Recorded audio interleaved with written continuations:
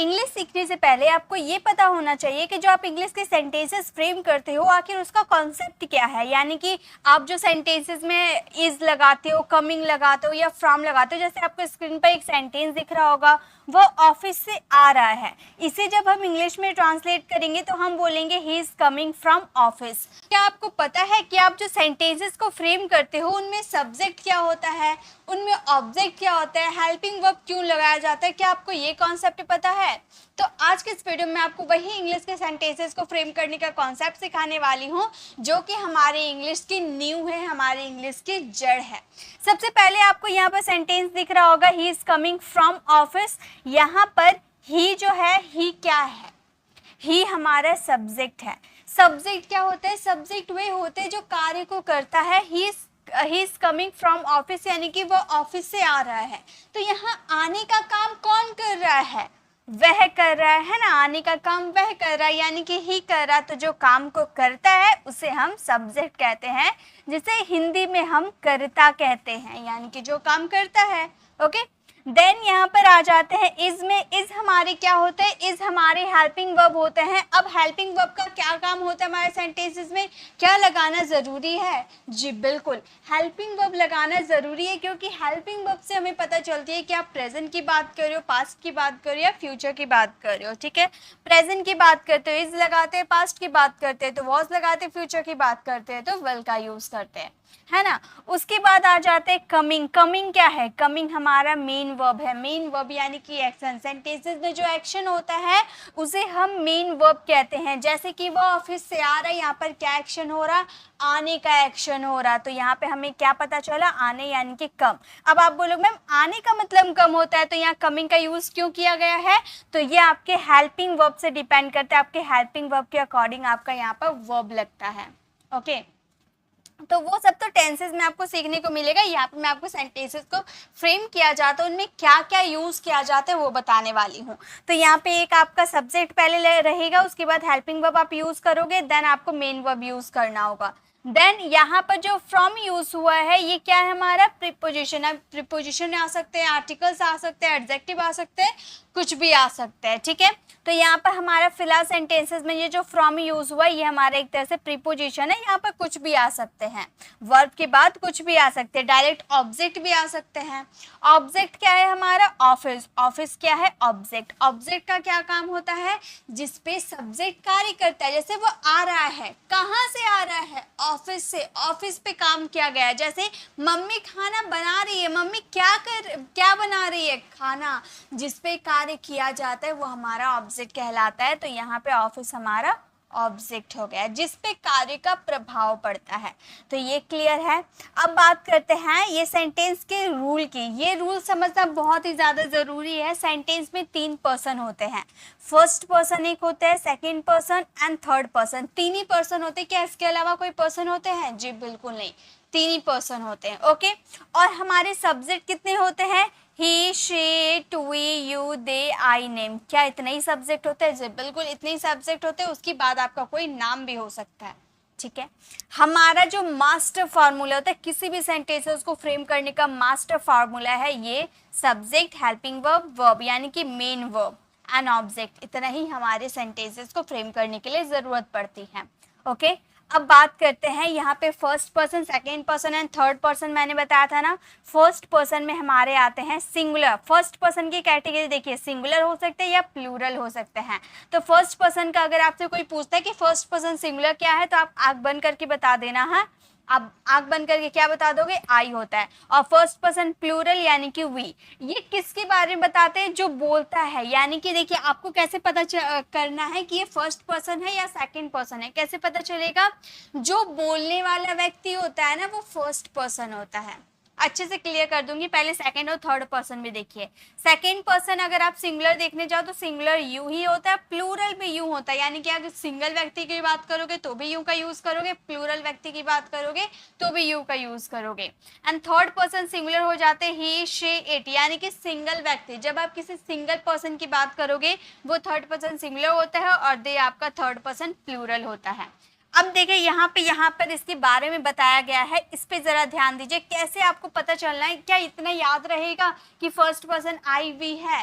वो सब ध्यान मत रखिए, बस ये ध्यान रखिएगा आप इंग्लिश बोलना सीख जाओगे। जैसे कि देखिए फर्स्ट पर्सन क्या होता है, जो बोलने वाला, यानी कि अभी बोलने का एक्शन कौन कर रहा है, मैं, यानी कि मैं क्या हो गई फर्स्ट पर्सन। सुनने का काम कौन कर रहा, आप, यानी कि आप क्या है सेकंड पर्सन। जो सुनता है, जो सुनता है वो सेकंड पर्सन होता है। और अब मैं और आप मिलकर बात कर रहे हैं रोहन के बारे में कि रोहन बहुत शैतान है, वो हमेशा बदमाशी करता है, तो मैं और आप बात करें किसी थर्ड पर्सन, किसी दूसरे व्यक्ति के बारे में, वो व्यक्ति कहलाता है थर्ड पर्सन जिसकी बात होगी।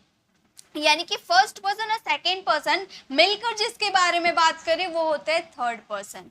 ओके, ये क्लियर है, पर्सन आपको क्लियर हो गया। अब आ जाते हैं वर्ब में। मैंने सब्जेक्ट बता दिया, सब्जेक्ट क्या क्या होते हैं, उसके पर्सन्स बता दिए। अब आ जाते हैं वर्ब में। वर्ब के 5 कैटेगरीज होते हैं, V1, V2, V3, V4, V5। V1 का यूज प्रेजेंट में किया जाता है, वर्ब की सेकंड फॉर्म का यूज पास्ट में किया जाता है, वर्ब की थर्ड फॉर्म का यूज परफेक्ट में किया जाता है, वर्ब का फोर्थ फॉर्म का यूज कंटिन्यूअस में किया जाता है, वर्ब का फिफ्थ फॉर्म का यूज प्रेजेंट में किया जाता है ओनली थर्ड पर्सन सिंगुलर के साथ। तो क्या फर्स्ट पर्सन जो वर्ब का फर्स्ट फॉर्म है प्रेजेंट में क्या हो सकता है, गो। इसे हम बेस फॉर्म भी कहते हैं, ठीक है। ये जो फर्स्ट पर्सन आप देख रहे हो ना, इसे हम बेस फॉर्म भी कहते हैं। इसका सेकंड पर्सन क्या होता है, गो का सेकंड पर्सन, गो मीन्स होता है जाना। गो का सेकंड फॉर्म होता है हमारा वेंट।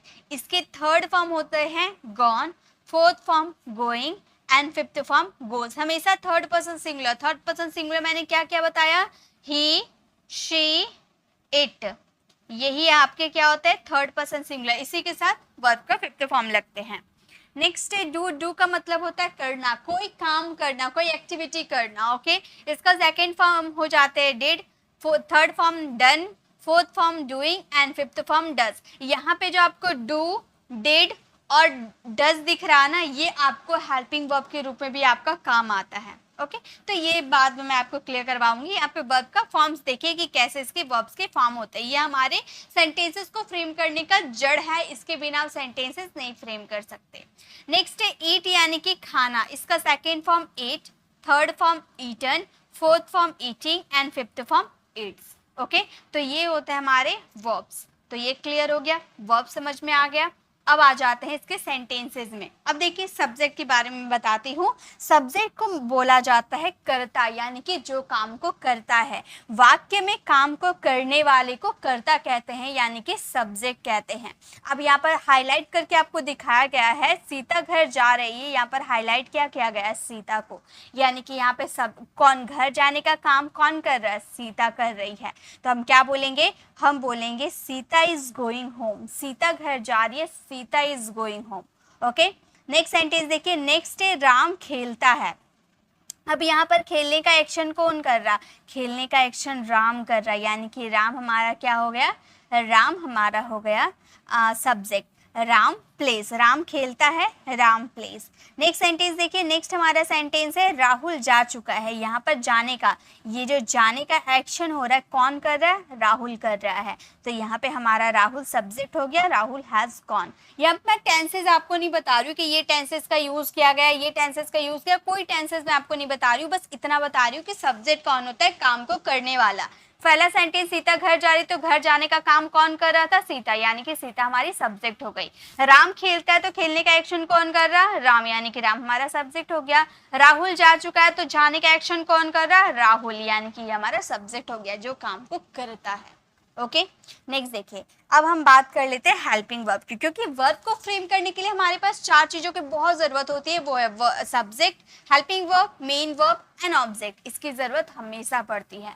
तो अब बात कर लेते हैं हेल्पिंग वर्ब की, समय और सब्जेक्ट के बारे में। देखिए हेल्पिंग वर्ब का क्या काम होता है। हेल्पिंग वर्ब का सबसे पहला काम है समय के बारे में बताने के लिए। अगर हेल्पिंग वर्ब नहीं होगी ना, तो आपको समय का पता नहीं चलेगा। जैसे पापा घर पहुंच गए हैं, तो यहाँ पर पापा हैज रीच होम। अगर हैज नहीं रहता तो क्या हमें पता चलता, पापा रीच्ड होम। पापा पहुंच गए, पापा पहुंचे, गए हैं मतलब कब पहुंचे हैं, प्रेजेंट में पहुंचे हैं या पास्ट में पहुंचे, ये पता नहीं चलता। अगर हैज नहीं रहता ना तो पता नहीं चलता। अब हमने हैज का यूज कर दिया, तो ये बात क्लियर हो गई कि पापा पहुंच गए हैं प्रेजेंट तक ही। ओके, नेक्स्ट, वह खाना खा लेगा, ही विल ईट, या फिर वो खाना खाएगा, ही विल ईट फूड। अब विल नहीं रहता तो हमें पता नहीं चलेगा कि वो प्रेजेंट में खाएगा, पास्ट में खाएगा या फ्यूचर में खाएगा। तो हमने यहाँ पर विल का यूज कर दिया तो हमें ये पता चल गया कि हाँ भाई वो फ्यूचर में खाएगा। नेक्स्ट है तुमने उससे पूछा डिड यू आस्क। अब ये सेंटेंस पास्ट में पूछने की बात हो रही है या प्रेजेंट में पूछने की बात हो रही है फ्यूचर में, ये हमें पता चला जब हमने इसमें डिड का यूज किया। डिड हमारा पास्ट शो करता है तो डिड हम यूज कर देंगे तो हमें ये क्लियर हो जाएगा कि ये हमारा सेंटेंस जो है वो पास्ट में पूछा गया है, इसीलिए इसकी जरूरत हमेशा पड़ती है। ठीक है, डिड का यूज पास्ट में किया जाता है, हैज का यूज हमारा प्रेजेंट में किया जाता है और विल का यूज फ्यूचर में किया जाता है। Got it. चलिए आगे देखिए। नेक्स्ट अब हम बात करते हैं मेन वर्ब, जो काम सब्जेक्ट करता है। मैंने स्टार्टिंग में ही बताया था सब्जेक्ट जो एक्शन को करता है ना, जो काम को करता है, वो काम ही हमारा मेन वर्ब कहलाता है। राहुल स्कूल जा चुका है तो राहुल क्या काम कर रहा है, जाने का काम कर रहा है, तो हम बोलेंगे Rahul has gone to school. तो ये जो गॉन यूज हुआ है ये हमारा मेन वर्ब है। ओके, अब ये गॉन वर्ब के थर्ड फॉर्म के रूप में क्यों यूज हुआ है, तो ये डिपेंड करते हैं आपके हेल्पिंग वर्ब में। हेल्पिंग वर्ब के अकॉर्डिंग हम यहाँ पर मेन वर्ब का यूज करते हैं, तो वो आप टेंसेस में सीखोगे। ठीक है, नेक्स्ट है राम दूध बेच रहा है। अब यहाँ पर क्या काम कर रहा है, बेचने का काम कर रहा है, यानी कि Ram is selling milk. Selling जो आपका हो गया ये आपका वर्ब हो गया। वर्ब का फोर्थ फॉर्म का यूज क्यों किया गया है, ये आपके हेल्पिंग वर्ब पे डिपेंड करते हैं। ओके, नेक्स्ट है वह बगीचे में खेलता है, तो वह क्या काम कर रहा है, बगीचे में खेलने का काम कर रहा है, यानी कि he plays in the garden. तो यहाँ पर जो प्लेज यूज हुआ ये प्रेजेंट के लिए यूज है। अब ये टेंस हमारा क्या है, ये टेंस हमारा प्रेजेंट इंडेफिनिट है जो आपको टेंसेस में सीखने को मिलेगा। तो मेन वर्ब का मतलब होता है एक्शन। ठीक है, मेन वर्ब का मतलब होता है एक्शन। जब सब्जेक्ट कोई एक्शन करता है ना तो उस एक्शन को हम मेन वर्ब कहते हैं। चलिए आगे देखिए, अब बढ़ जाते हैं हम ऑब्जेक्ट की तरफ, जिस पर सब्जेक्ट काम करता है। यानी कि राम एक पत्र लिख रहा है, तो राम क्या लिख रहा है, पत्र। तो पत्र के ऊपर एक्शन हो रहा है जिस पे एक्शन का प्रभाव पड़ता है, जिस पे सब्जेक्ट कार्य करता है, वो हमारा ऑब्जेक्ट कहलाता है। जैसे राहुल स्कूल जा चुका है, तो राहुल कहाँ जा चुका है, स्कूल। तो हम बोलेंगे Rahul has gone to school. School हमारा ऑब्जेक्ट हो गया। राम दूध बेच रहा, तो राम क्या बेच रहा है, दूध बेच रहा। दूध हमारा ऑब्जेक्ट हो गया। Ram is selling milk. वह बगीचे में खेलता है, वह कहाँ खेलता है, बगीचे में। He plays in the garden. Garden हमारा क्या हो गया, ऑब्जेक्ट। तो आपको इस तरह से subject, helping verb, main verb and object की अच्छी जानकारी होनी चाहिए, तभी आप किसी भी सेंटेंसेस को फ्रेम कर सकते हो।